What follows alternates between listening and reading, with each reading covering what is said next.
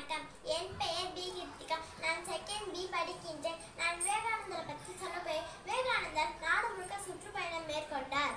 அவர் எங்கெல்லாம் சாப்பாடு கிடைக்குதோ அங்கெல்லாம் சாப்பிட்டு வாழ்ந்து வந்தார். அவர் ஒரு இடத்துல உட்காந்துருக்கும் போது இஸ்லாமை பார்த்துட்டு, வாங்க விவேகானந்தரே, எங்கள் வீட்டில் நாங்கள் சாப்பாடு போடுறோம் அப்படின்னு சொல்லி கூட்டு போனாரு. சரி, விவேகானந்தரும் அவர் வீட்டுக்கு போனாரு. அப்போ இஸ்லாமியர் அவங்க மனைவி கிட்ட, இந்த மாதிரி விவேகானந்தர் வந்திருக்காரு, அவருக்கு மட்டும் தனியாக சாப்பாடு செய் அப்படின்னு சொன்னாரா. அதை பார்த்த விவேகானந்தர், அதெல்லாம் வேணாம், நீங்க சாப்பிட்ற சாப்பாடு எனக்கு கொடுங்க அப்படின்னு சொன்னாரா. விவேகானந்தர், இஸ்லாமியர் நீங்க வேற நாங்க வேற அப்படின்னு சொன்னாரு. விவேகானந்தர், நீங்க வேற நாங்க வேற அப்படிலாம் ஒன்றும் இல்லை, இன்னைக்கு சாப்பாடு போடுற தெய்வமே நீங்க தான் அப்படின்னு சொன்னாராம். அதை பார்த்த இஸ்லாமியர் ரொம்ப ஆச்சரியமாயிட்டாரு. இதுதான் உண்மையான ஆன்மீகம். நன்றி.